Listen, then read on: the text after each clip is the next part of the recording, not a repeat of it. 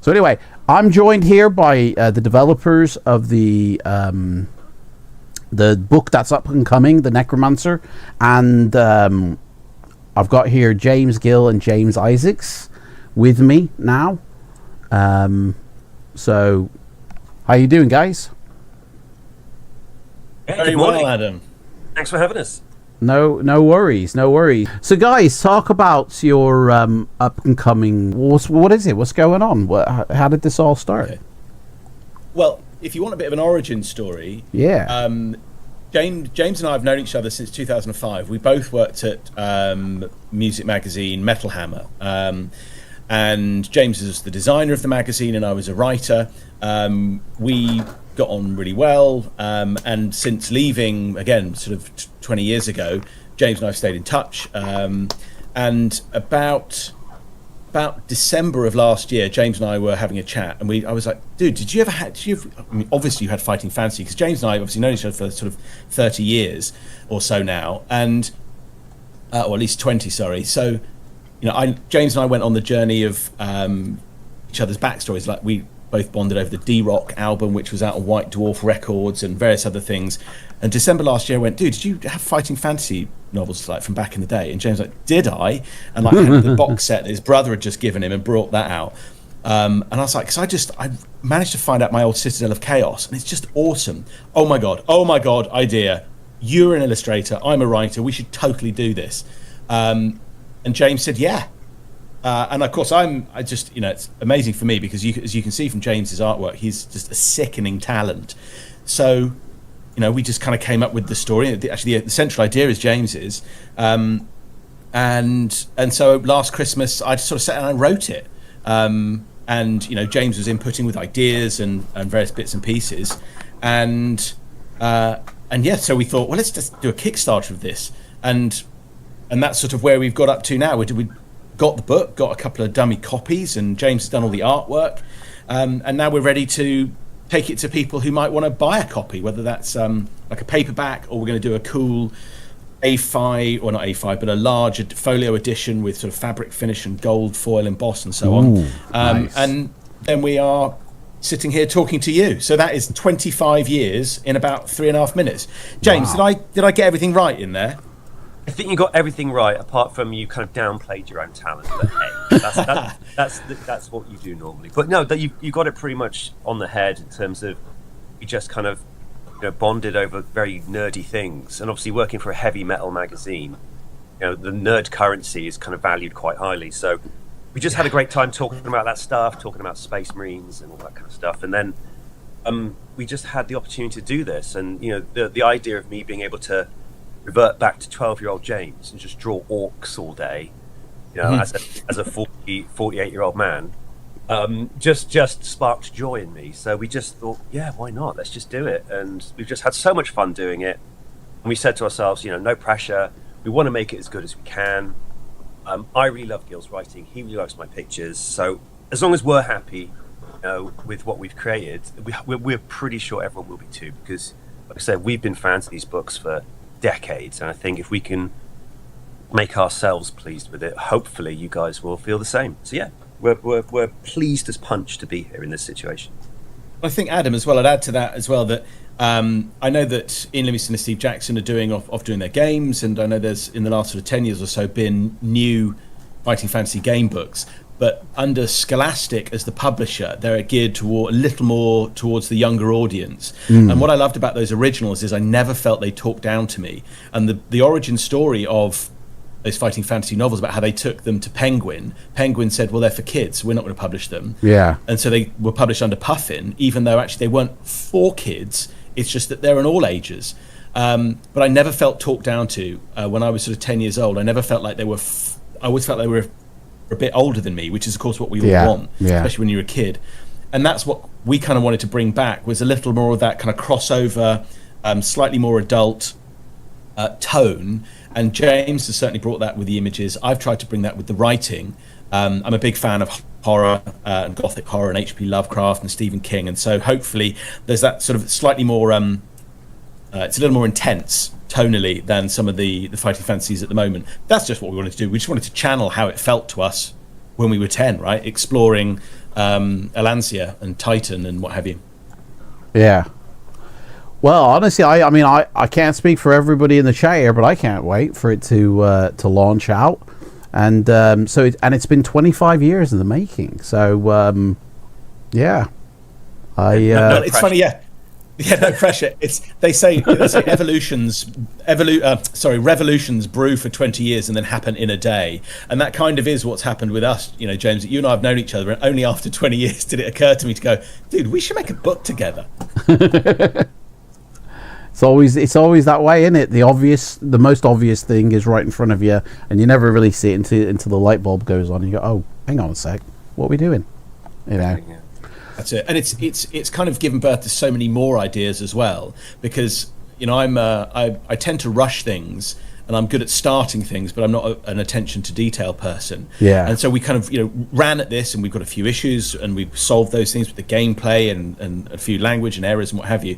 But already James and I are talking about the next book and the next book.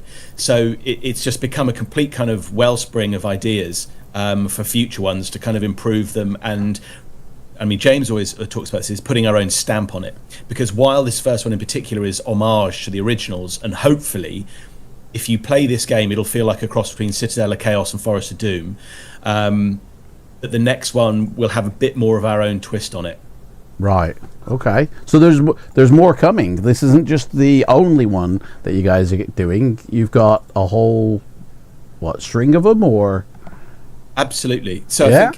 I think, as James said, it's if people enjoy this and want to buy copies, and whether it's PDFs, paperbacks, folio editions, or limited edition artwork stuff that James is working on, or it's just that James and I do it because we really enjoy it. I think it's been so enjoyable to do. I'll speak for myself. James may say different, but it's been so enjoyable to do. There's just no way we would stop here. I mean, James, what do you think? Yeah, I think from my point of view as a designer, the one thing I loved about the originals, weirdly, was the spines. That bright green spine. Yeah. When you have them yourself, I was fascinated by the numbering. I'd look at the books I've got, and I'd be like obsessed with the books I didn't have, because I wanted to get that kind of, that full stream of numbers.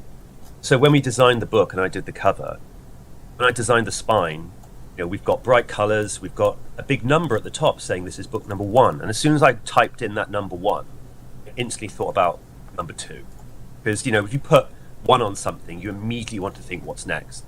And we always said that we would do 3 books to start with, as even if the first one crashed and burned, it doesn't matter, because we're always going to do 3 no matter what. So having that idea that this wasn't just a one-off project, this was something we're trying to build as a big series of books, I think helps us. And I think it helps us kind of really put our stamp on it and plan for the future. Like, he's like, oh, I can write a book, in a couple of weeks. It's like, dude, it takes me like 1 day to do 1 picture, and I've got to do like 30 or 40 per book. So it's like, it's that kind of offset of like, thank God we're planning for the future, because I'm going to need a long time to do book 2. But we're already thinking about it, already planning the pictures, the styles. We're already talking about what kind of monsters, what kind of races of people, combat, other kind of aspects we can bring to it that the original books don't do. And I think that's having a series of books allows you to think like that. And I think that's why we definitely, this is just the first of many, we hope. Oh, brilliant. So Adam, is it worth me giving you a bit of a potted for you and listeners, a bit of a sort of a potted story? So what is the quest that you will go on if you buy a copy of Legion of the Necromancer? Is that worth doing? Yeah, I mean, don't give away everything. Leave some mystery. But yeah, definitely. Like, let's what's in store for people who get the book. So the premise is, and it was James's idea, is that there is, we have a land like Alancia, and ours is, as you pronounced it correctly there, Elrathia. I sort of drew on a lot of the sort of old sort of Saxon and Old English and sort of Saxon language stuff as a kind of lore and background. But essentially there is an evil necromancer who is determined to raise an army of the undead. Now, necromancy is a thing that we all know and understand, but it's very it's difficult to do at scale, en masse. You could raise one person from the dead, so that's why it's not too dangerous. But this guy has figured out a way of doing it for thousands, tens of thousands, raising tens of thousands of corpses from the dead, and he's going to turn it into an army, but he just needs to collect a few prize tools along the way, so we need to stop him. So your quest in the book is to find those items and stop him from creating that army of the undead. Now, there's no spoilers in there, and not least because I think all the best things about the original Fighting Fantasies are the interactions, the illustrations, the cool codes. In particular, I was always a fan of codes more than combat. So hopefully that hasn't spoiled anything. And even seeing James's illustrations, I think, will whet the appetite rather than spoil it. So that's kind of the premise. Cool. Honestly, I mean, that sounds great. That does. Like, and is it like, you again, I don't want to spoil anything, but is it like you have a magic abilities? You're like a sorcerer or like a warrior type of figure, like sorcery allowed you to choose kind of one or the other. What kind of play style are we talking in this one? It's go on, James. I was going to say, I think because this one we wanted to keep it very, we wanted the story and the kind of the idea of the quest being front and center. So we kept it as a kind of assassin, kind of warrior character. We didn't want to bring too many kind of moving parts to our first book, like so adding things like you have magical powers and stuff like that. Something we'll bring in, I think, to other books. But for this one, we want to keep it very, not simple, but very kind of focused on the story itself. So yeah, you're a warrior stroke assassin. Have I got that right, Gil? Yeah, absolutely. It's I was looking for the word because he's an assassin, he's a former soldier, but a sort of also a bit of a spy. So it's oddly a sort of James Bond in sandals almost, as a kind of as a kind of character. Sandals. You know what I mean? Sort of pixie boots. But so that's the core. And as James said, really the focus was we wanted to walk before we can run. And I think, I'm interested in your opinion and the opinion of others.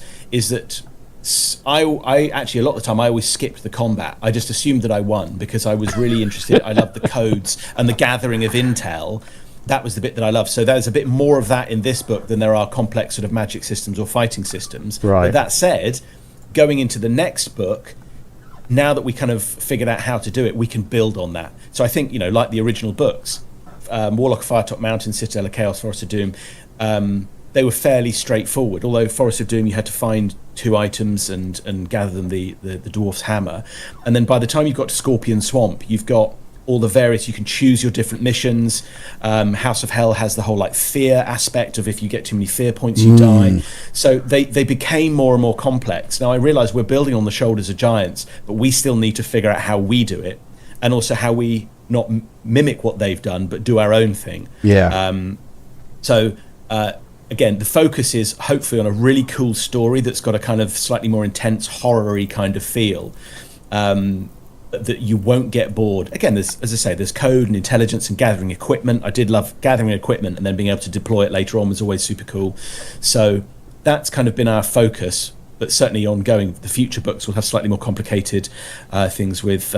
James, you and I were talking about Magic System recently for the 3rd or 4th book, and something around sort of gathering ammo for the 2nd one. So it's this sort of, you need to make sure you have enough bullets to do whatever. But again, TBC, but certainly building on basics. And so, like, for anybody who's interested, like I said, in the description box below, there is a link to go and support and join and, anticipate this, like, Christmas, December, isn't it? The release of this book. But apart from, and there's obviously links to a website where you can, and a YouTube channel where you can learn more about it. But apart from anything that's on the website, the Kickstarter, like, what like personally drew you to Fighting Fantasy to want to then go on to make this? James, do you want to tackle that first?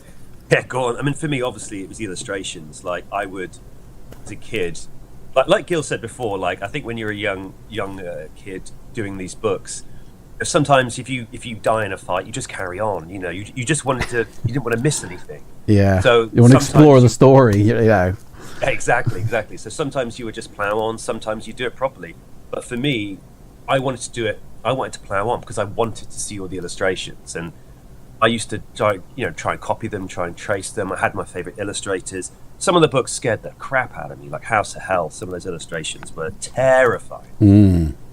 So we're trying to bring a little bit of that into it. But yeah, it was just for me, those pictures, like on my bedroom wall, I would trace those and have some like Lord of the Rings posters. And so for me, I was just enthralled by the imagery. I think we spoke previously or on our YouTube trailer about my love of. There's a guy called Russ Nicholson who did a lot of the original books, who was a bit of a legendary illustrator, and him and Bob Harvey together, I think for me, were just like up there with some of the best illustrators of the time, just doing fantasy. And me, that's why I got into it. It was imagery first, and then I got to love the story later. I think it was probably maybe the other way around for Gil, but for me, yeah, those illustrations just created a whole new world in me. It was great. I think when you're 10 years old, and I think maybe it was I might have been 9, I'm not sure, but when you're 9, you've got no money, no power, you make no decisions for yourself really, and so fighting fantasy gives you agency, so you get to make decisions, and they are figuratively life and death decisions. And so I really liked it, felt very empowering to do that. And the second thing that possibly was my real love was I loved mapping. So I had a pal whose mum was a published novelist when I was 10, and she worked at was it Random House, or was published by Random House or someone, or Penguin, and so she got loads of these books. So for my pocket money, I'd get like one, be able to get one book every 3 months. Whereas, and my old pal was called James as well, weirdly. He would have like loads of them, and so he would.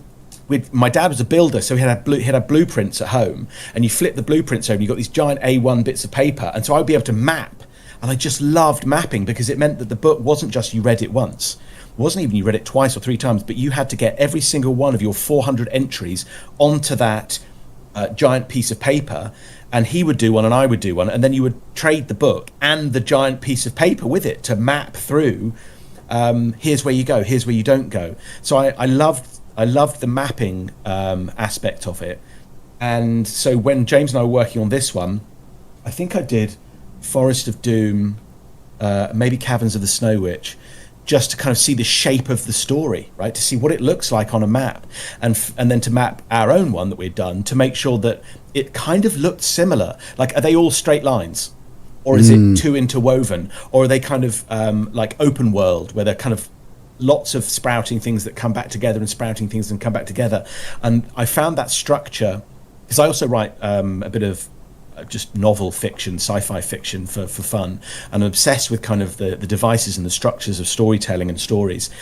And so telling a story that you have to design as the reader, but that I have to facilitate, and I have to facilitate all of those decisions and decision trees. I mean, it's just, you can tell I love it because I'm talking at 8,000 miles an hour. Yeah, it's brilliant. That really is, that's really the bit that's very cool for me, is the mapping that just got me so excited. And then so when talking to James about it, it's like, oh my God, I get to design that and see if it works. Because, James's illustrations, you can see immediately that they're amazing. Whereas for the story, you've got to read the whole thing and go, oh, it just kind of doesn't work, or it is impossible to complete, or certain aspects don't hang together. You asked me to get this particular key, but it was impossible to find. Or so all those aspects of gameplay was a real challenge, because a novel, you can write a novel and you can complete a novel, whether it's any good or not is something else. But with a book like this, if you can't complete it, and then the whole thing falls down. But anyway, so really it was mapping and structure that I just love, and love those originals. That I'm gonna drop a link into the oh, it's too long. Rip. Never mind. Sorry. Adam, let me ask you. Adam, can I ask you, because you've written 7 books, how do you approach narrative and story and plot and structure? How do you tackle that? Are you someone who plans everything out sort of blow by blow and then you write your structure, or are you more like Stephen King, where you just think of a cool scenario and off you go and see what happens? So yeah, I plan it out. It's like a 3-stage process to me, and I'm just trying to look to see if my book is here, but I think it's buried under there. So basically, it's a 3-stage process for me. The first stage, after coming up like with the initial idea of a story or whatever, is mapping it out. So I map out every location, room, scenario that's going to appear before I've even written it. So I know where the beats are, you know. And then like once I've done that, I just start writing, you know. I don't assign any paragraphs to anything. I just go, right, so I'm going into this room, I need to write a scene for this room. And then I go, so obviously there's a corridor connecting or whatever, so I need to write that. And I start going through my map and filling in all of everything.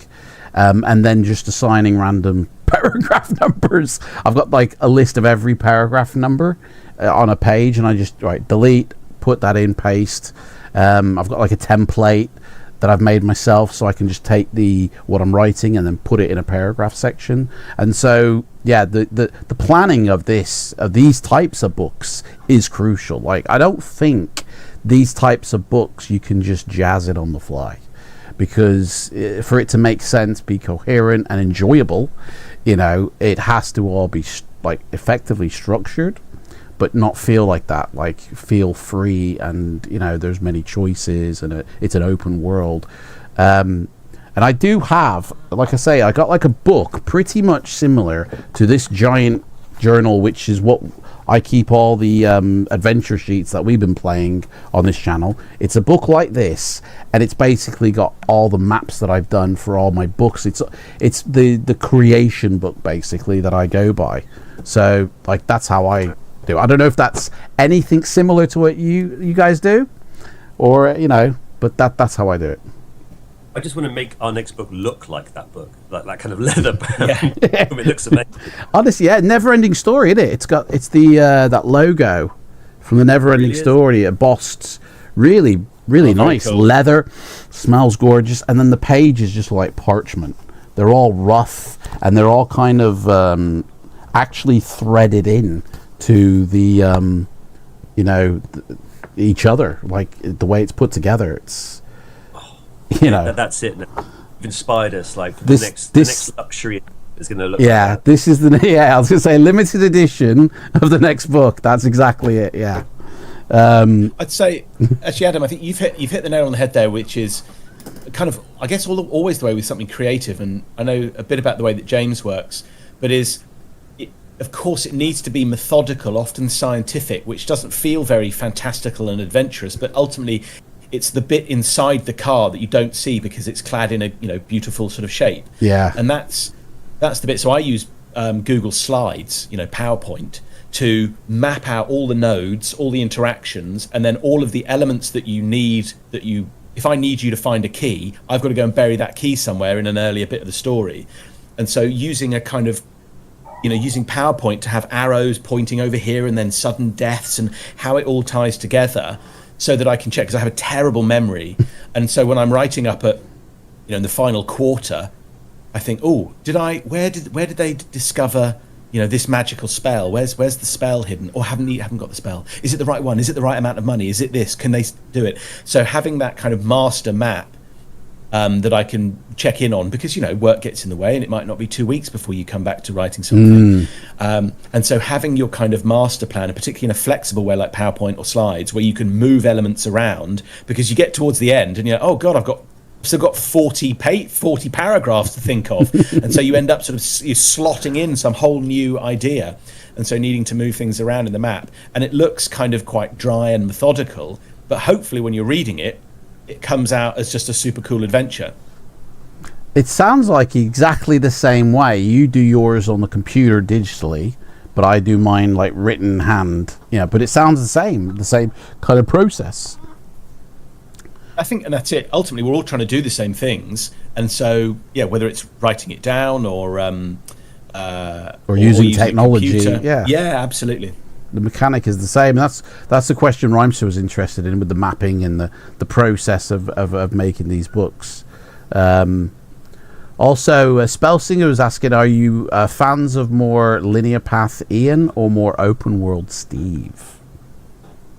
Oh, that's insider baseball. I have to say, It's a good one. I don't know that I would be able to answer that question. I think I always found the open worlds a little more challenging for obvious reasons. And maybe as someone who's become a lover of just sort of fiction, fantasy fiction, sci-fi fiction, I quite like the linear. Like Scorpion Swamp is not my favourite, and I know that's an open world one. James, how about you? Do you know what? I never, as an art guy, I don't tend to differentiate. Like, I don't look at the stories in those kind of ways. I kind of just get involved and just kind of lose myself in it. And I think it's harder for people like you, Gil, to kind of enjoy the books in different ways, don't we? And we value things differently. I think I prefer an open world kind of vibe because it feels more, like you said earlier, when if it's an empowering thing to do these books, getting to make these big decisions.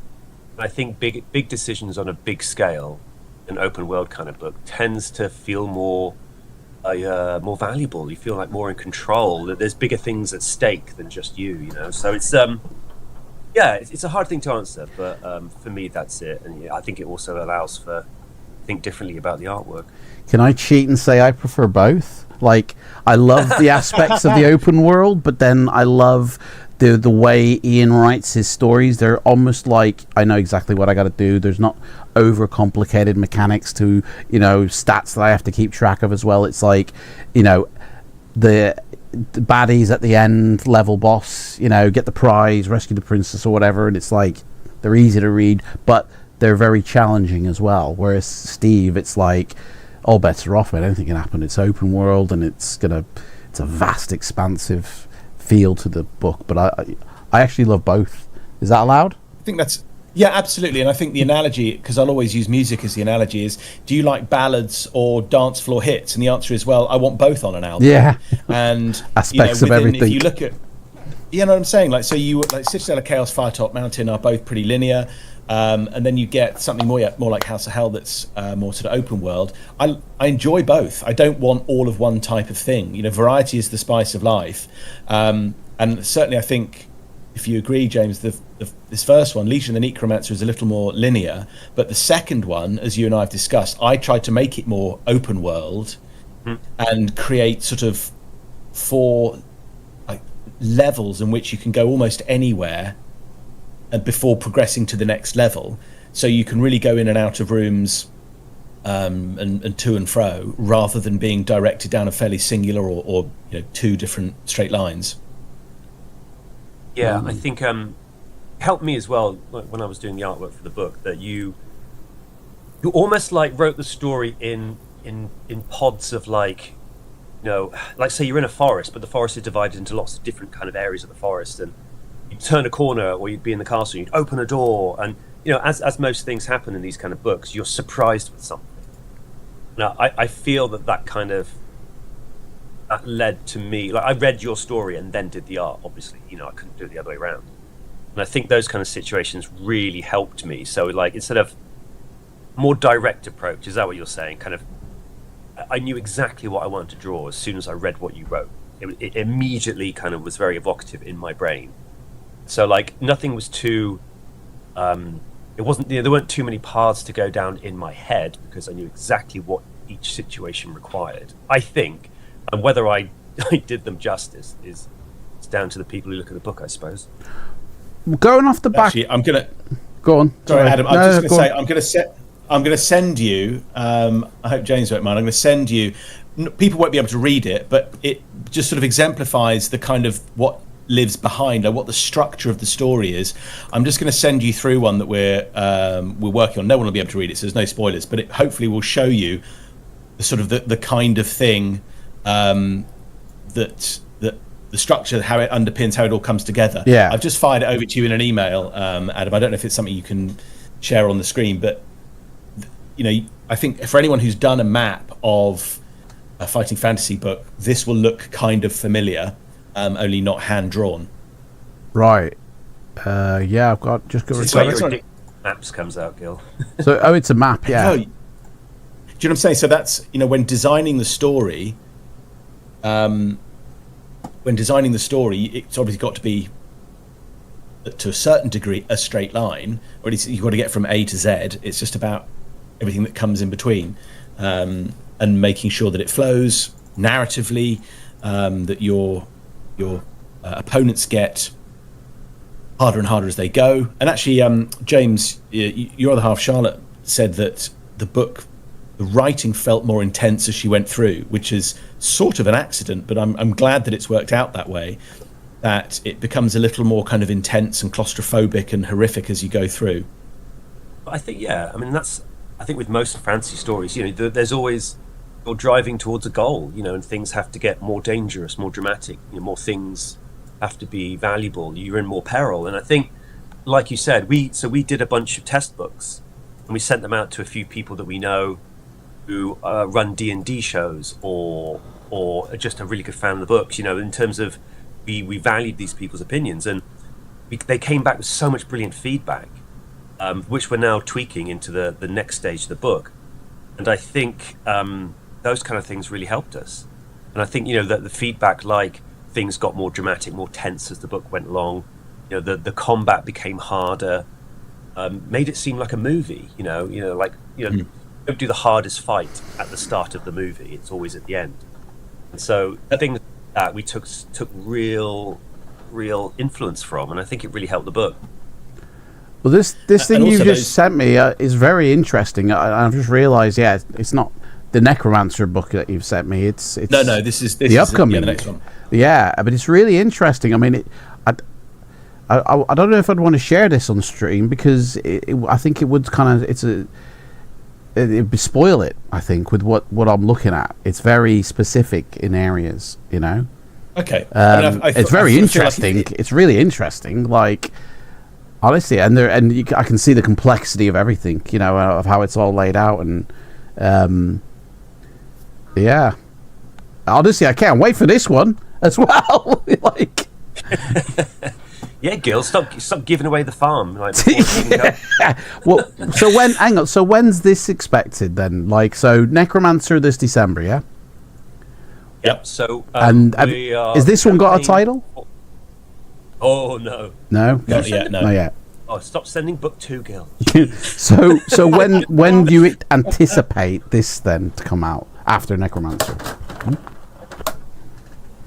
I mean, James, go on, James. Let's say we haven't got a timeline yet, but depending on how Necromancer goes, I would assume, and how long things take, maybe the same time next year, or maybe even sooner, depending on how quickly things move and how successful this first book is. Because we're pumped, we're really into this now, and we just we can't wait to get stuck into book 2. But we still have so much to do for Necromancer, and the campaign hasn't even gone live yet. So we're looking for the campaign to go live, I think, at the end of this month. The end of mid to end October. We're going to campaign for about 30 days. And then we'll wrap that up at the maybe end of November. And then we'll print, post, just in time for Christmas. Hooray. Brilliant. Honestly, Santa's come early, almost, We hope so.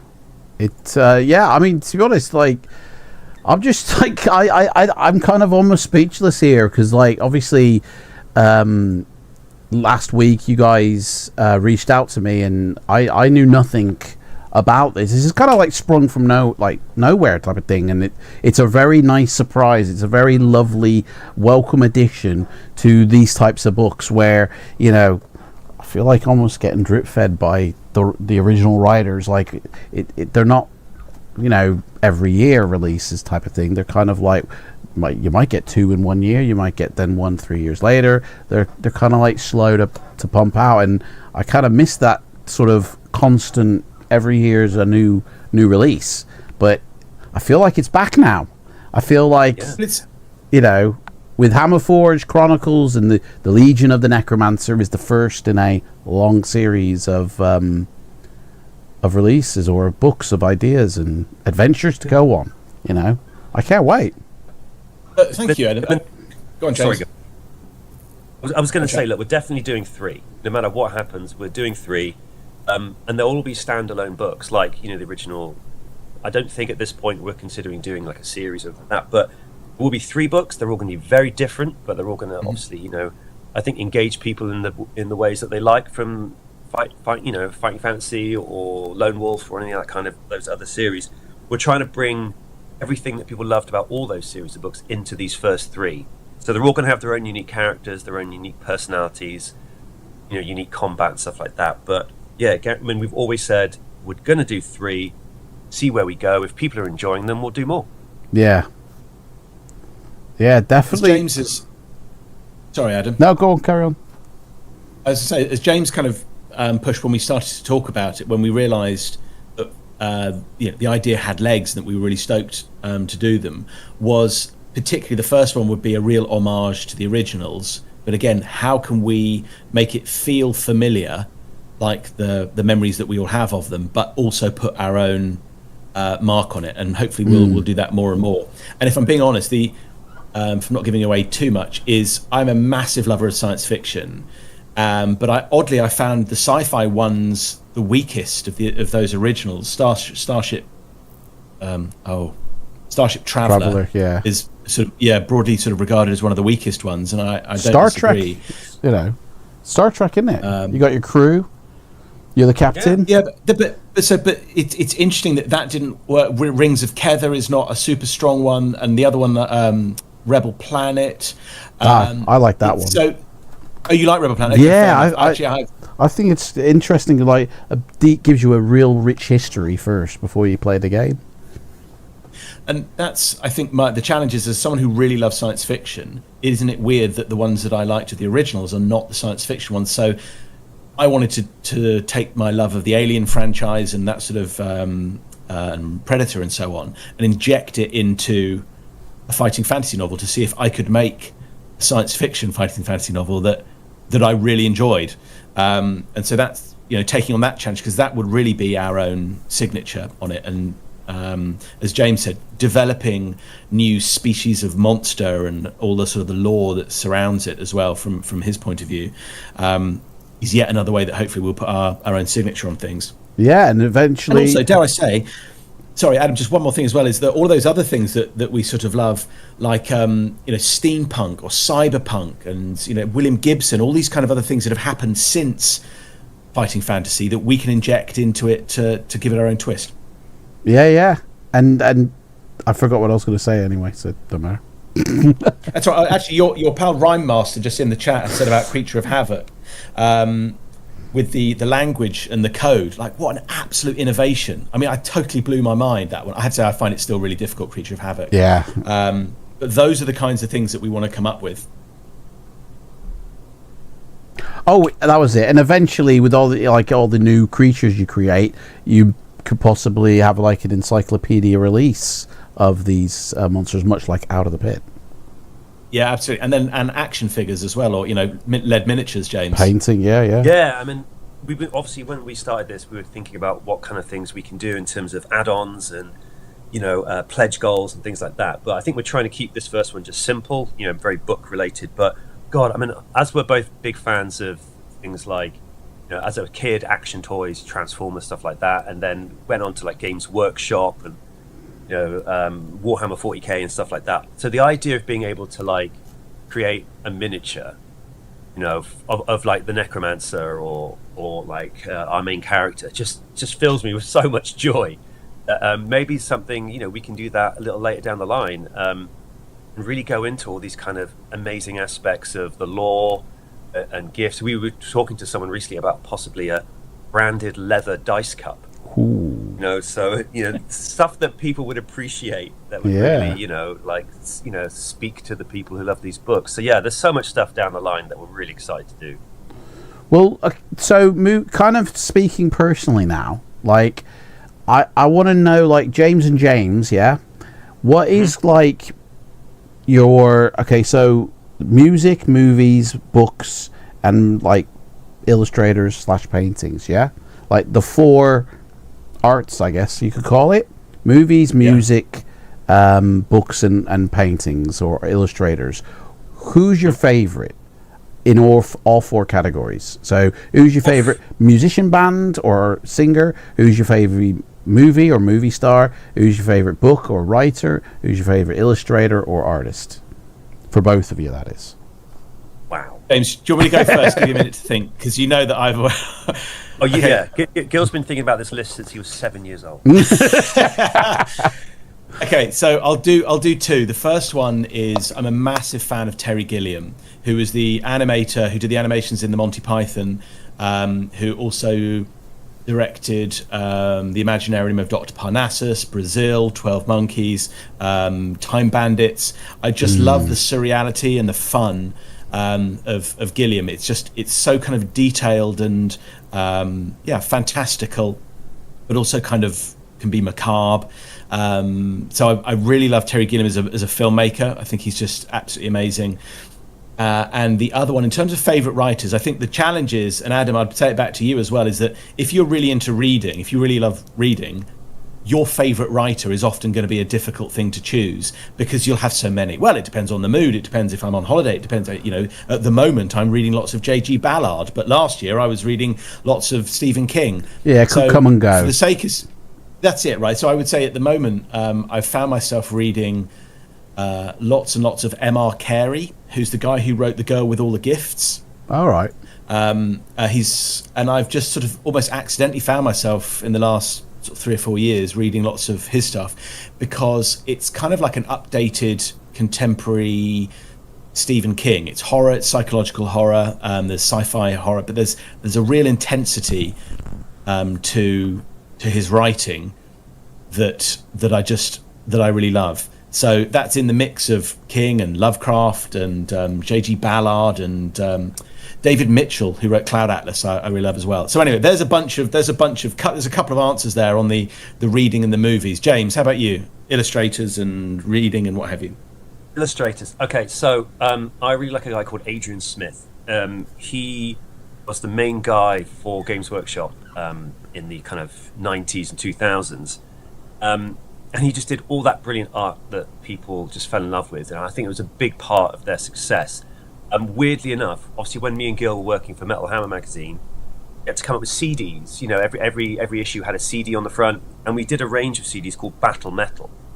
And they were all basically like, Norwegian kind of bands singing about storming castles and, destroy the orcs and all that kind of stuff. So we did this range of CDs called Battle Metal, and I used to have to come up with the artwork for the covers.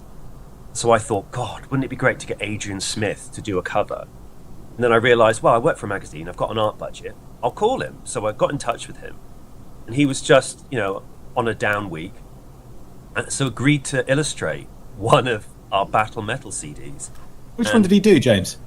Did Battle Metal 3, I think it was. No, maybe 2. Okay. That Adrian basically Smith, this kind of warriors in the snow. And oh yeah. So he did it, and I was just blown away. And it was like it was like one of those things that just made my life worthwhile.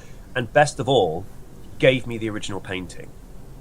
And so I've got the original Adrian Smith painting of Battle Metal 2 or 3 from Metal Hammer downstairs, and I just can't wait to get it framed. It's been sat there in the vault for ages. So long story, two worlds collide, heavy metal music and fantasy art. I got to bring them both together. Very lucky to do so. And so yeah, Adrian Smith for me was just the greatest. Books wise, I mean, obviously Lord of the Rings, you can't go wrong. There's all the art, Alan Lee, those brilliant illustrations. But when I was at uni, someone gave me a David Gemmell book, and I loved the Druss the Legends, that kind of series of books. So for me, David Gemmell's a bit of an absolute kind of pinnacle, but absolute foundational part of why I love those books. And recently I'm reading the Games Workshop Horus Heresy series.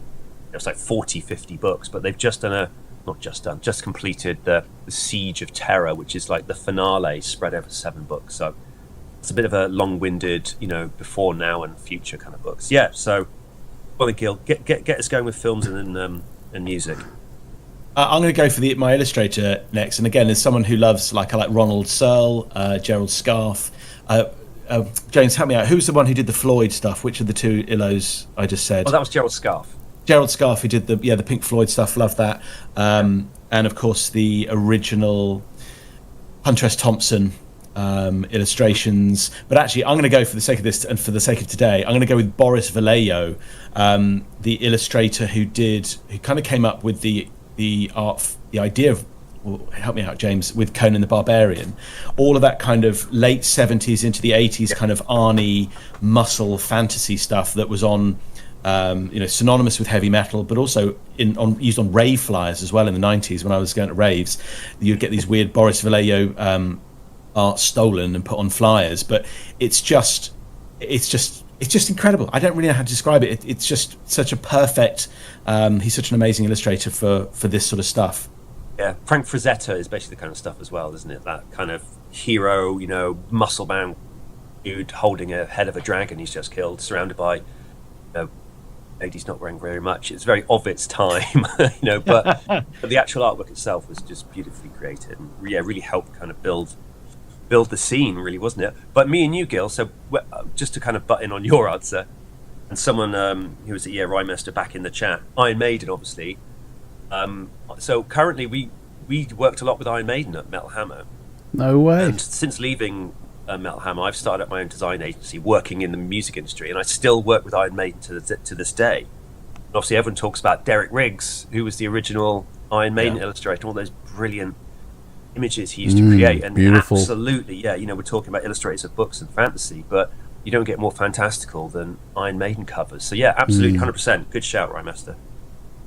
And I think just to build on that, particularly Derek Riggs on Somewhere in Time is a large, I mean, I guess it's a sort of a poster-sized piece of art, but it's got all these Easter eggs hidden in it about all of the previous Iron Maiden songs. So it's a sort of a cyber street scene like Tokyo, and all of the names of the bars and the streets and so on are things from songs and albums and Iron Maiden's history.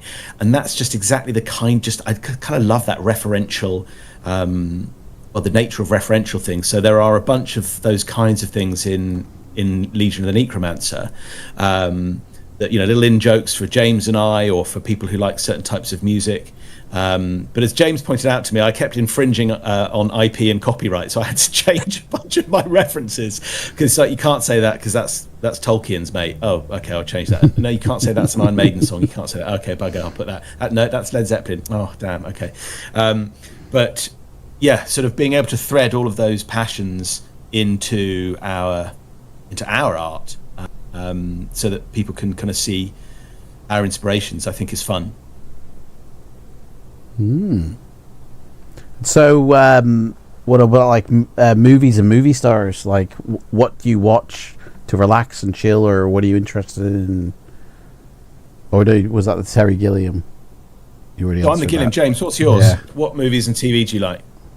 I mean, back in the day, if you're talking about fantasy stuff, I used to love watching those kind of Krull and Red Sonja and all that kind of stuff. All those brilliantly, like, slightly low rent but amazing for the time, and it kind of really, if you're a kid who liked looking at Lord of the Rings posters, and suddenly there was this kind of Lord of the Rings style thing on TV, because up until that point the only kind of Lord of the Rings things you could watch on television was the animation kind of movie they did, which was a bit scary.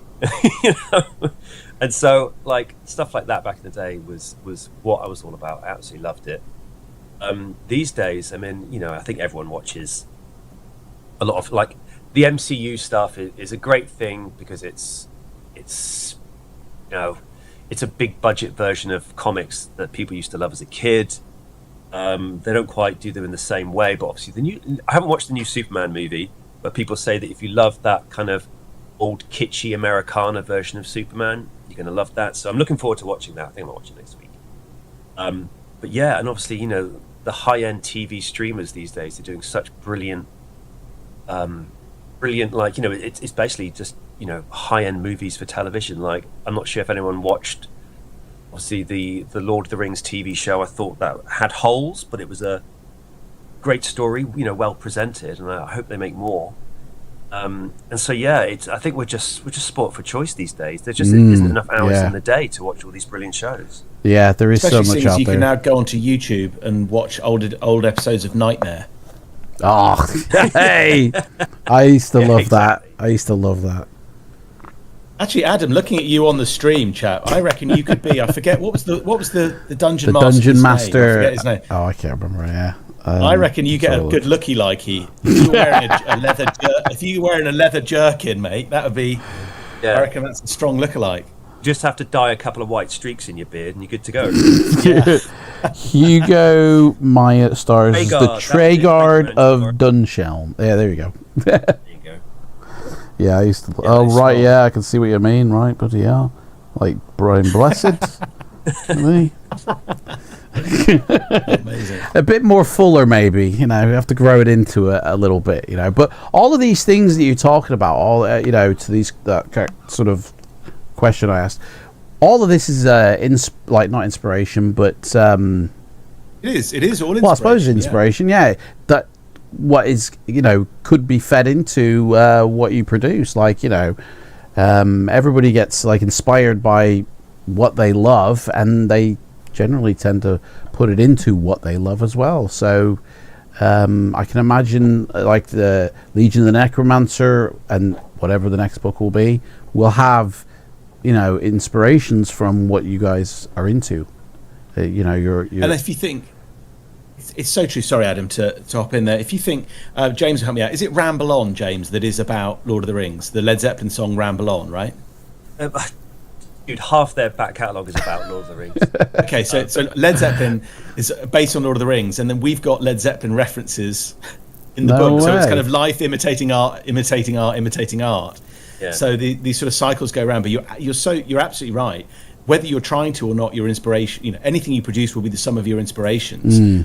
And you know, from a writing point of view, a story point of view, I want all my inspirations in there. I think, you know, if I was in a band, I'd want to sound like my favorite band, right? So if you're producing art, you want it to feel like your favorite art. Yeah, and I think, you know, as a, you know, Adam's a Queen fan. I can see in the background there. We're gonna have to put an ogre battle in next book. Oh yes, definitely. We'll have a killer Queen. That's a deep cut. That's a honestly, yeah. Yeah, but Queen is my favourite band, yeah. With some thunderbolts of lightning, you know, a bit frightening.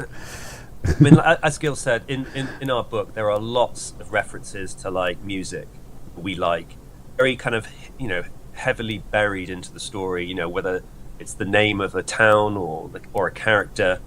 If you like rock or metal music, you might pick up on a couple of those things. But if you don't, they'll just you know, pass you by, and it's kind of great. We love dropping in Easter eggs like that, and I think we're going to do that throughout the other books. Maybe not all heavy metal music, but just other things. Maybe some of the references we just talked about. You know, I'd love to introduce a character called Krull, but I'm not sure if we'll be allowed to do that. You just got to spell it differently. Yeah, like just add an E on the end or something, you know. Yeah, 5 L's. Yeah, 5 L's. James, do you want to? Jeff Whitty Art has asked a question about where they can see more of your art. From the book, I think just follow our social medias. We've only just started building those, really, because we're just all about the Kickstarter right now. In terms of my art, if you want to see my art, I mean, it's on the Kickstarter page, isn't it? On the Kickstarter page, go find the Kickstarter page. Yeah, and anyone who just if you follow the Kickstarter project, I'll be uploading more art to those channels as we go. I think I've shown about 5 or 6 pictures so far, but I've done 35, maybe 40 for the book. There's a lot more to show. So yeah, just follow that. But in terms of socials, I mean, we are still building those. For me, like, I haven't done anything like this before. Like these ink illustrations I've done for Necromancer, the first time I've ever done this. I'm a painter, you know, I paint portraits, I do all that kind of stuff. So there's James Isaac's Art Instagram if you want to go check that out. But if you like the stuff that you've seen for Necromancer, follow the Necromancer stuff and you'll see more soon. Hey, I'd say as well, if you don't me doing, sorry Adam, I was going to say, we're on here, I know there are people listening and maybe those people have been listening since the beginning, but I would just do a quick sort of call to action to people to say, if you're listening, please, we'd love it if you followed our Kickstarter. We're going live, as James said, in a couple of weeks. Every single person who orders a book, whether it's the paperback or even the digital edition or the cool folio edition that James is working on at the moment, every extra person who pledges to buy one of those books makes it more likely that this will really, really happen. And so we really appreciate, Adam, your inviting us on and having a chinwag about fighting fantasy and inspirations in the book. But it would be really fantastic if people are happy to come and follow us on the Kickstarter and support the book. And of course, you get a book. It's not charity. You do get a book. So yeah, there you go, Adam. Yeah, you're sharing the art, mate. The honestly, first time artist, in a book like these are amazing. These are like what you'd expect to see in fighting fantasy of the veterans that have been doing the illustrations. Too kind. Well, as I have said, I've been drawing monsters and dragons since I was 12. So now I actually get to do it for a reason and not just to impress kids at school. This is just that there, the gnome on the. I mean, I don't know if he's a gnome, but on the mushroom. Honestly, that could have been taken from the sorcery. Like that could have been in the sorcery book. Like that, it's that good. Like this is really good. And obviously, you say this is your first one, so you'll see things that you may not be, or want to improve on in the future. And so it only gets better from here, to be honest. Well, we hope so. Like, I think we both want to get better at what we do, and I think just talking to you and getting the feedback we've got from a lot of the people so far, it's just really helping us. So you do anything for the first time, it's never going to be perfect. So we just want people to have fun.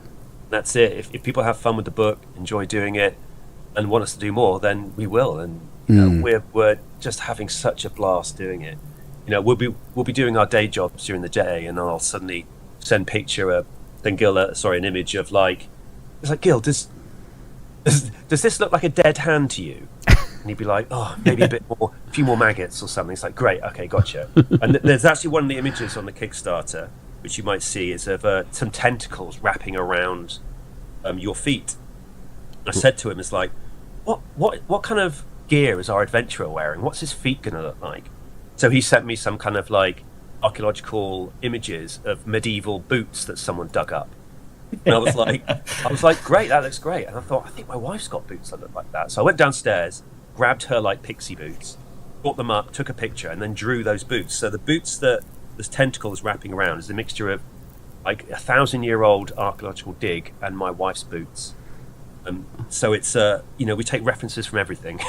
They look like cobblers, don't they? Those wooden cobblers you get back in the days. They're the exact same shape. Obviously, they're made of leather though, not wood. And I'd say this to those people, Adam, for yourself, if you're not an illustrator, if you're a writer, and to anyone listening, is imagine that you're a writer and you have an idea in your head, and you to say to someone of James's talent, James, I've got this idea. It's basically, and again, I'm trying to think of examples, is can we have a Cthulhu in there? James, so this Nightghast beast is kind of like this kind of huge, tall insectoid kind of monster that's got a banshee's face. And James will sort of, and then 2 days later, I get my brief comes back to me as that insane illustration. And so to be able to do that 40 times, it's just, I can't tell you how awesome that is. And again, to imagine to anyone, when you've got an idea in your mind, and to work with someone of James's talent to bring it to life has just been, even if we don't raise a penny or sell a single book, it's just been amazing just to be able to do that. I mean, this front cover looks amazing. I'm not sure where the Terminator endoskeletons come into it, in the background there, but honestly, this looks amazing. I can't wait to get and play this. And definitely, for anybody who doesn't know, in the description of this live stream there is a link to the Kickstarter page, but you literally just go to Kickstarter and type in Hammerforge Legion of the Necromancer. It will come up. And that reminds me, Hammerforge Chronicles is your company that this is under. Where That's the imprint. The imprint. What's Hammerforge Chronicles? Where did that come from? What's the... Go on then, James. That was your idea. Well, because we both met at Metal Hammer magazine, you can probably connect the dots there. That this book, this company, and this kind of project was forged by our meeting at Metal Hammer. So we are hammer forged in a way. Right, so gotcha. That's where it came from. Nice. I like it. And it's strong. See, he's the clever one, Adam. It's a strong name on Hammerforge, Exactly. And just saying it, makes it sound like a movie trailer voiceover. Yeah, and of course with Chronicles, there's more to come. Exactly. It's not just like a one-off and then they've disappeared. Exactly, yeah. And to answer Rymester's question, there are the classic 400. I was thinking about that when I was scrolling down, and I saw the pages, and it reminded me, oh yeah, I wonder if this is going to be the classic or like a Jonathan Green with 400 plus. But cool, nice. And obviously, like, there's a rules of an explanation of rules, I take it within the book for people who maybe have never played these games before. Yeah, I mean, I think like we said before, this first book follows the Fighting Fantasy kind of template, not strictly, but I think it's a very simple process to get involved with. All you do is figure out your basic stats at the start, and off you go. And like I say, you can do it religiously, and the people with with dice and taking combat notes and making sure. But if people wanted to do it the way that some of us did it as kids, where you just read through it, you can do that. Do it that way too. I think we just want people to enjoy it the way they want to enjoy it. So it's it's totally up to them. And if you back it, you get an ink sketch as well by James. Yeah, so that is part of we were just talking about that this morning. Wow. Actually, like if the top pledge means that I'll do you an ink sketch in the style of illustrations in the book. It'll probably just be a skull, because I love drawing skulls, and something that I can do hopefully a few times if there's more people pledging to that level, and I'll personalize it, and you'll have your own little ink sketch. Whether we're going to do it, we're going to ask some people whether we do it in the book or as a separate piece on a bit of art paper. We're not quite sure yet, but you will get a sketch from me, and then every single edition of the book, so paperback and the gold printed hardback, plus the digital edition if you're on the move. So yeah. I love how you've separated all these, your acolyte, wizard, hunter, warrior, champion, warlord. I love that. That's ace, that is. James, I told you he's the clever one. Yeah. So words are easy, it's fine. Are you a hunter? Are you a warrior? Guys, are you a champion? Everyone wants to be a warlord, I reckon. Yeah, everyone wants to be the warlord, right? Yeah. But I'm probably bar wench. One below the acolyte. Bar wench. Right. Oh man, honestly. Well, I'll tell you, man, I get paid on Friday, so I'll definitely be joining in one of these quests. Yeah. Well, that's brilliant. Well, Adam, you'll get a thanks. We'll put you in the Hall of Heroes. For anyone who supported, they get their name in the Hall of Heroes. So yeah, you'll be in there already. Oh well, thank you very much. We've done the first test books, and we've had all that feedback. So now we're about to print another small run of finished books. We hope paperbacks that we're going to send out to some people. So drop us your address, obviously, and we'll send you out a book or two. It's just thank you for having us on, and we just want to know what you think too, because there's people like you in your community whose opinion we value so much, because it's people who love these books. Are the people who we're going to listen to the most. So yeah, we'll send you a book. We'd love to know what you think. Yeah, well, like before the release, you mean, or? Yeah, absolutely. Wow, thank you so much, mate. Honestly, is that one that I'd be able to play on a Sunday with everyone, or is that that's for amazing? me? Yeah. I mean, why not? Like I say, the good thing about these books is, as you know, every person who plays it is going to have a different adventure. So whatever you do doesn't mean that it's a spoiler, but it's we probably do it a little bit further down the line, but yeah, we'll send you a book, and it should be the finished version. But you still have time between when those books go out, which will hopefully be in the next week or two, to when the campaign finishes, and we print the final editions, which will be obviously in December. But you will be getting a very limited run of a press copy. But if you do see anything that you think could be that doesn't quite work, or you think you want to let us know about, please do, and then we've still got time to tweak it for the final book. So we're still in that information gathering phase. Oh right, okay, yeah, cheers, thank you, I appreciate that so much, and not at all. Happy to check it out, and thank you. So obviously you mentioned that you got it's a trilogy that is that already begun working on for the future? It's not a trilogy as in they're connected, but I mean, you've got 3 books that you're currently working on, or is that obviously Legion of Necromancers this year, possibly the second one next year. Then you got a third one. Have you already started some ideas on that, or? We have 4 ideas on the go, at various stages of planning. But one of the key things is for James and I want us to get together in the earliest stages and spend time building out those worlds and the ideas around gameplay. But of course, because we're now sort of going live with the campaign and there's been lots of work on it, I've got to keep my powder dry and not accidentally go away and write the whole thing. So when we've gone to print with this, James and I'll get together and start to build those out. But there are certainly 4 main ideas that are all very different from each other. So in terms of it being a trilogy, I think a bit like movies, it's a trilogy until there are 4 of them, right? And then it's a quadrilogy until there are 5 of them. So I don't know what the Fighting Fantasy, how many are there? Is it 40 something? Is it 50 something now? More than that, mate. There's 50. Yeah, I don't know what. There's 60 in the original Puffin release range. Oh wow, 60. Okay. 60, and then obviously they went on and printed like before they even got to Scholastic, there was like another almost 10, I think. And then under Scholastic, there's been like I think 7. You know, obviously as well as the reprints of the older series, but brand new adventures. That, in all, if you count sorcery as well, there's a little shy of 80. Christ, yeah, I don't know what that is. Ology, 80ology.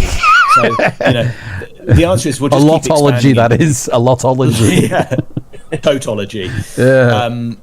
So I think we'll no doubt return to some of the universes. Again, I know the original one many of them were set in Alancia, and we may return to those worlds that we've set up. But I think we both agree that structures are great, but don't have them for the sake of them. Don't let the structures constrict you. You know, people keep asking about the paragraphs. Creature of Havoc is at 420 or 440 paragraphs. In it, so you don't need to stick to 400. You know, just whatever is going to make it the best item. Exactly. That's what we'll do. Exactly.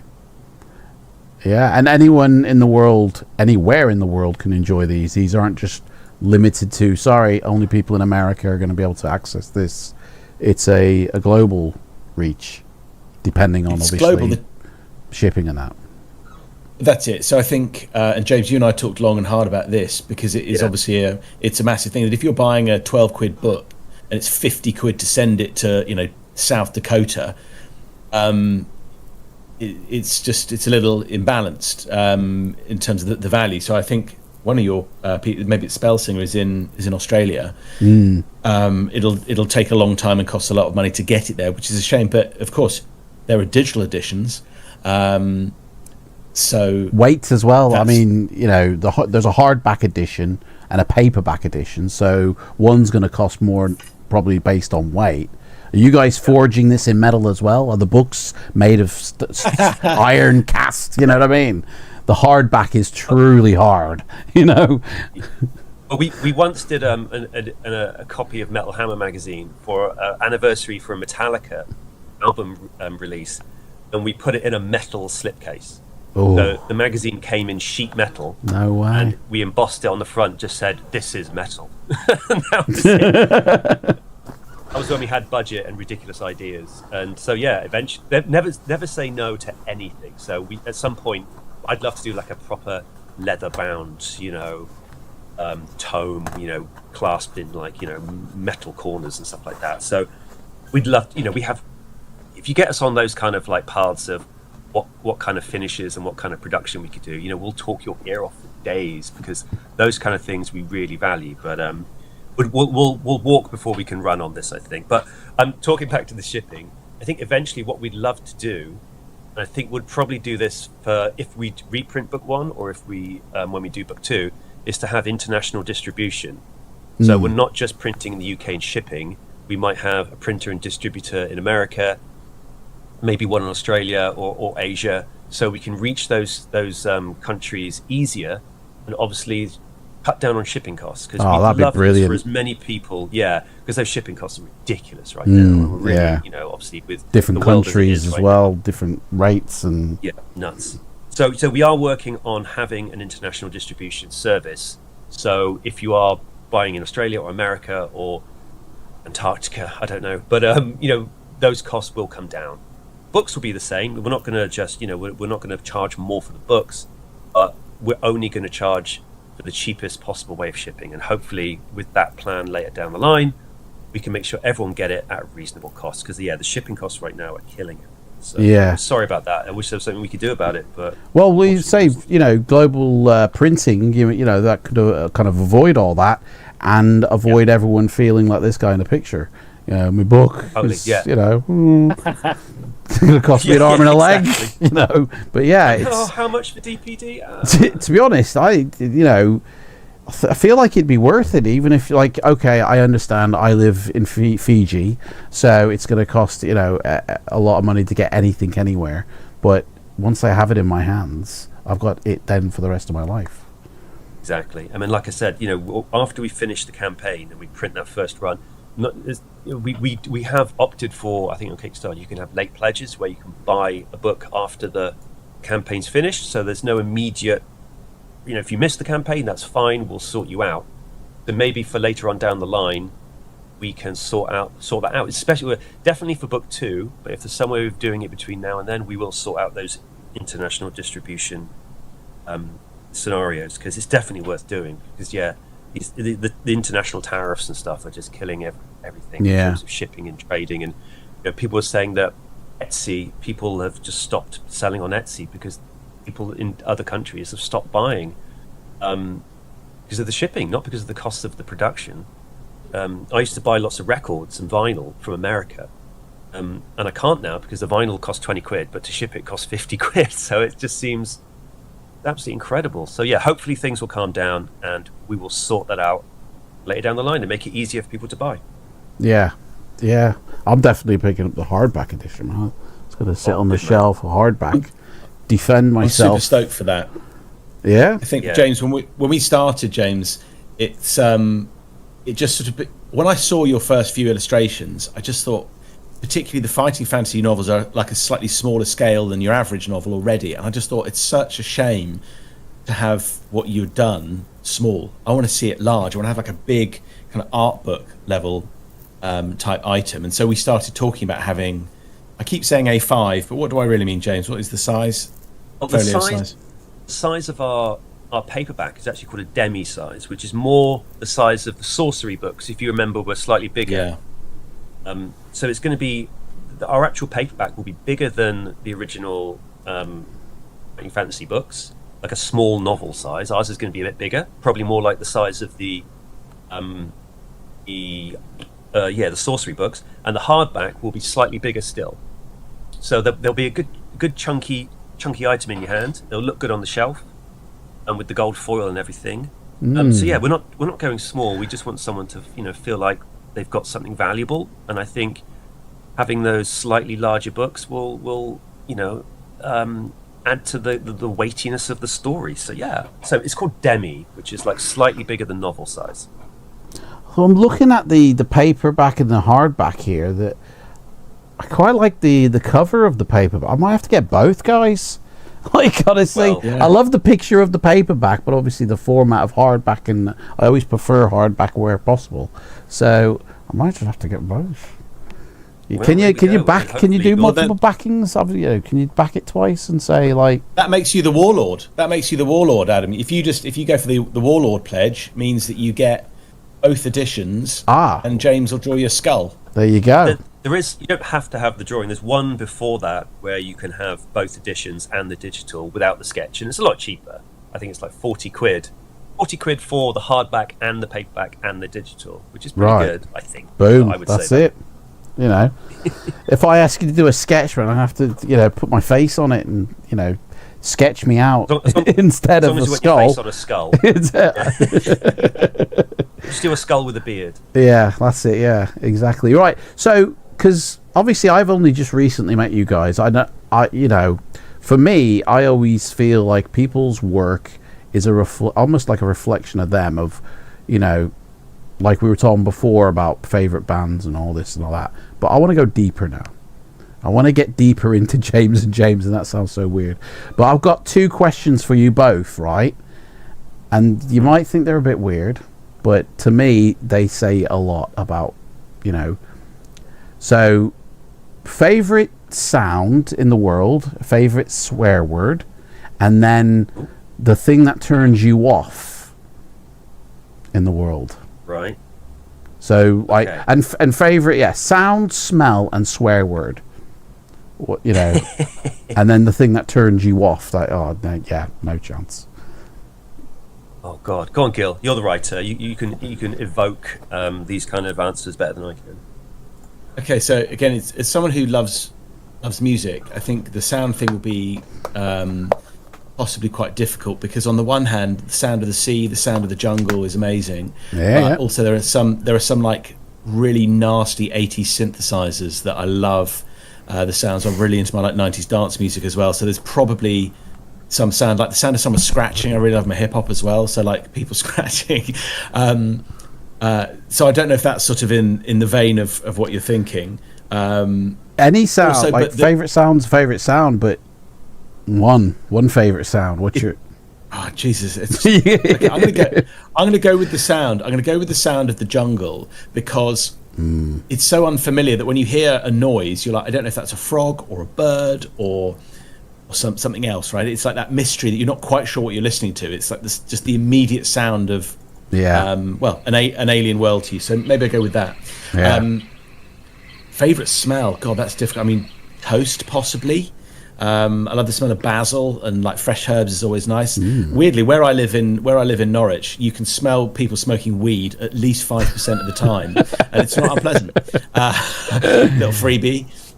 What was the other one? So I had sound, smell, and swear word. What's your favorite swear word? Feel free to say it. You know, it's an 18 plus like, stream. This.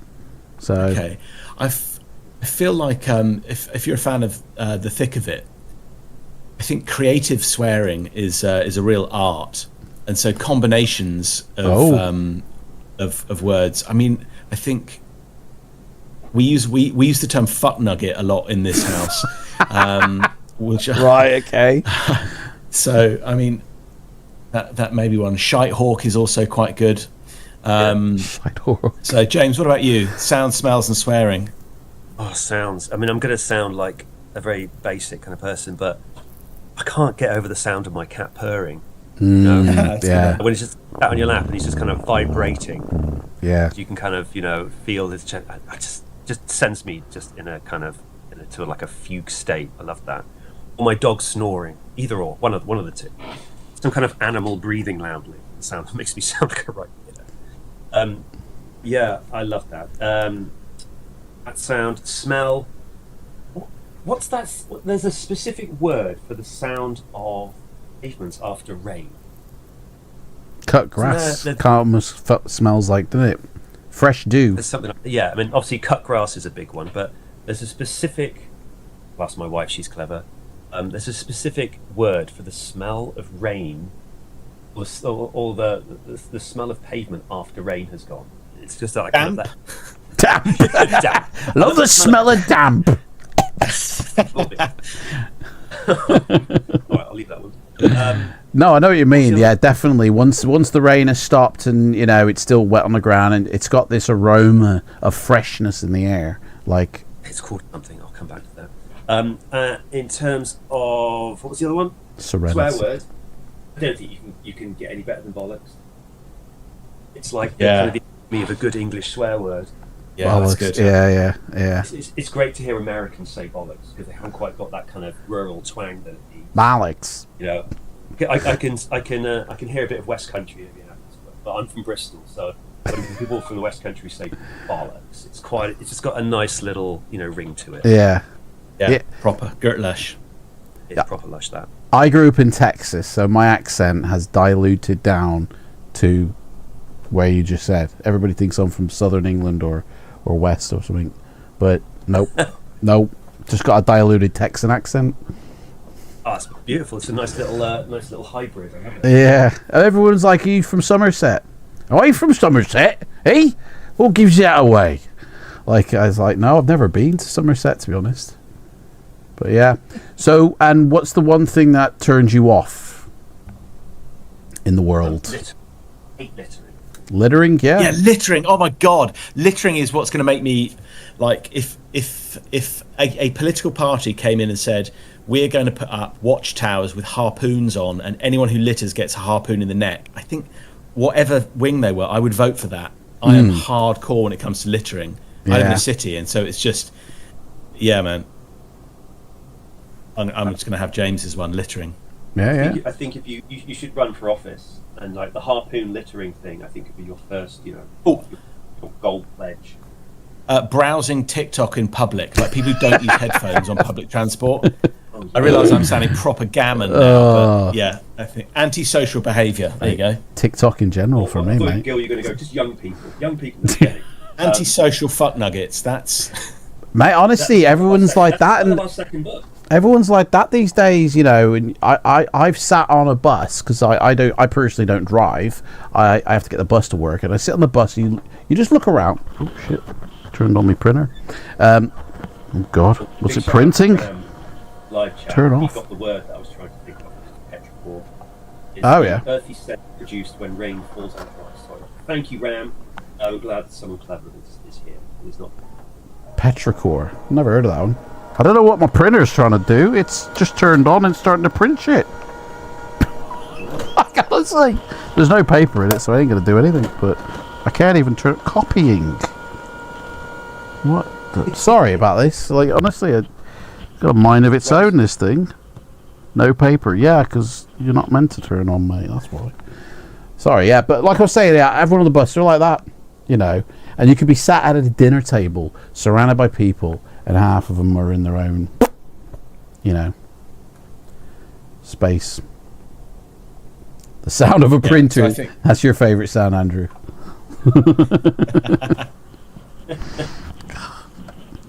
It won't turn off now. That's the thing. I can't. I hope you've learned something about us now. You know, with all our weird foibles. What explains how we made this book and what kind of stuff we like and don't like. You know, I think a lot of that, like you said, goes into the book. So I hope we've painted a decent picture of who we are. Well, I've got one more of these personal ones, and then one for both of you. Which so, and I'm not, you know, there's no overtones to this. It's supposed to just for fun, like, you know, to, I guess, challenge your wit, you know. But let's just, for argument's sake, say God exists. What would you like him to say when you arrive at the pearly gates of heaven to you? You say pearly gates of hell? Or hell. I mean, you know, if you want to go to hell. I don't know if I'm getting into heaven. I think St. Peter might have something to say. He'll check the list and be like, so what did you say my name was again? Back. It's James Gill. Maybe I don't have a +1, but I should definitely be down. And St. Peter's like, no, I'm sorry. Let me just check downstairs for you. Yes. Yeah, no, they're expecting you, yeah. If you just head back down the escalator. The basement, please. You're in the... Yeah, that's it. It's getting warm down here. Exactly. You know, in some shops they've got like a poster on the side with all the people who've been caught shoplifting who are barred. I like Jeff's answer, to be honest. But so that's your answer for him to turn around and say, "Sorry, you're in the wrong club. You're in the downstairs club, guys." Is that what like? I like the idea that that actually, like, and I had this as an idea for a short story. Is that I guess, you know, a Christian dies, or someone who's religious dies, and they find out that the other religion was true.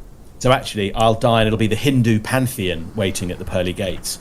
So I'll talk to the monkey god Hanuman to try and persuade him that despite my kind of Catholicism or whatever I might have been, that please can I still come in? Because I think ultimately all the religions kind of preach the same thing, which is humility, generosity, don't kill, don't bully, stuff like that. So I think I hope that if Buddha is, you know, or Taoism or you know, Australian animism is the real religion, that I'd still manage to persuade my way in by living a good life based on the universalities of religions. There you go, James. You're up. Wow. I'll just get a fist bump. Yeah, fist bump You want God vibes. to fist bump you. Yo, welcome. I have to say, James, that's such a cool answer to go like, it's not even that something he would say. You just get the cool, like, I know who you are, nod. Nod. Like, just, yeah, nod. Just the nod. Oh, yeah. Yeah, like the bouncer at the club. I like that. Exactly. Just I like Jeff Whitty's answer. He said, "Your stamina has failed you." Yeah, that's a good one. Be like, your quest is at an end. The adventure is over, my friend. You know. Zanzar Bone will see you now. Right, so I've got one more for Hammerforge Chronicles. This is like, Okay. so you release Legion, yeah, Legion, isn't it? Is it Legion or Legion of Necromancer? You release Legion of Necromancer, and you both receive an email from either Ian Livingston or Steve Jackson, you know, congratulating on your release, but offering you personally a book deal with Scholastic Publishing to be part of the Fighting Fantasy range. Do you accept it, or do you keep with Hammerforge Chronicles, or like what's your answer? Personally, I print that email off and frame it. Yeah. But I think, I mean, Christ, if something like that happened, we'd be so made up. It'd be amazing. But I'm not sure how Gil feels about this, but I kind of, we've started this out on our own. I feel like we've got our own little journey to go on. I'd love to just see where we take it, especially, I still want to do these first 3 books, just see where we are from there, really. So if Ian and Steve want to get in touch, why not? But for right now, I'm just kind of happy on the little quest we're on. I just want to see where it takes us. I want to discuss terms, Adam. What are the terms? I think, you know. I've got terms. I've got terms for you. I've got terms. You ready? Go on, then. So for the illustrator, you'd be basically illustrating somebody else's written work that would not be James's, and for the writer, you would be writing a story that would be illustrated but not by James.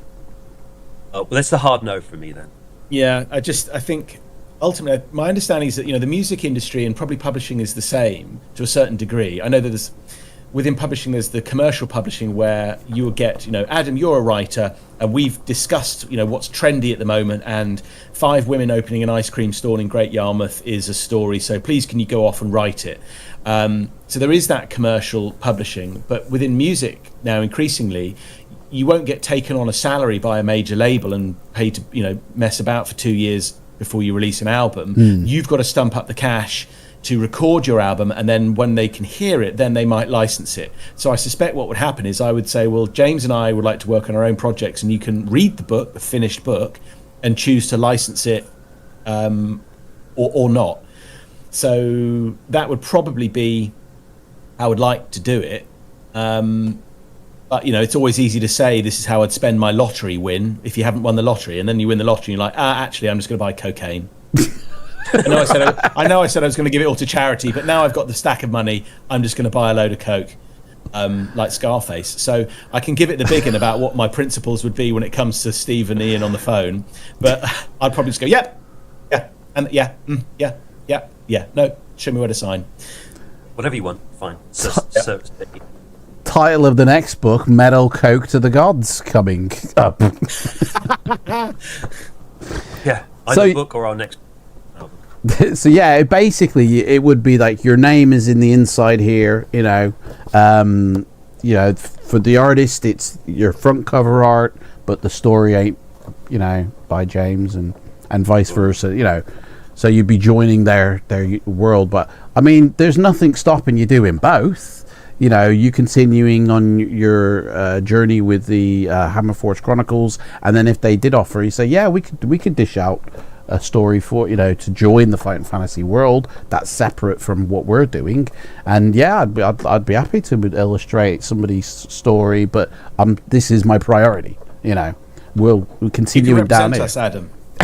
Yeah, you sounds like you know it. You could be our agent. I'm your agent. Yeah. So I mean, yeah, there'd be nothing stopping you doing both. You know.